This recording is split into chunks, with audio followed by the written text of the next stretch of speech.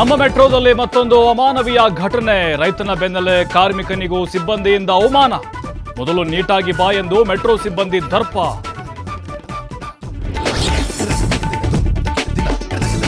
ನಿರೀಕ್ಷಿತ ದ್ವಿತೀಯ PUC ರಿಸಲ್ಟ್ಗೆ count down. ನಾಳೆ ಬೆಳಗ್ಗೆ 10 ಗಂಟೆಗೆ ಫಲಿತಾಂಶ ಪ್ರಕಟ. ಶಿಕ್ಷಣ ಇಲಾಖೆ ಅಧಿಕೃತ ವೆಬ್ಸೈಟ್ನಲ್ಲೂ ರಿಸಲ್ಟ್ ಲಭ್ಯ. ಕೈ ಕಮಲ ನಡುವೆ ಮುಂದುವರೆದ ಪರಿಹಾರ ಫೈಟ್. ಕೇಂದ್ರ ಸರ್ಕಾರದ ವಿರುದ್ಧ ಚುನಾವಣಾ ಆಯೋಗಕ್ಕೆ ದೂರು. ಬರ ಪರಿಹಾರ ಬಿಡುಗಡೆ ಮಾಡಿಸುವಂತೆ ಉಗ್ರಪ್ಪ ನೇತೃತ್ವದ ನಿಯೋಗ ಮನವಿ.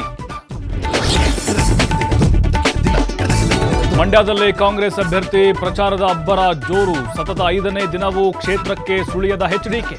ಸ್ಟಾರ್ ಚಂದ್ರು ಪರ ಮತಬೇಟೆಗಿಳಿಯಲಿದ್ದಾರೆ ಮೋಹಕ ತಾರೆ ರಮ್ಯಾ.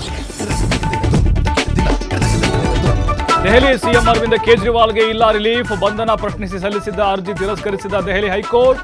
ಸುಪ್ರೀಂ ಕೋರ್ಟ್ ಮೊರೆ ಹೋಗಲು ತಯಾರಿ.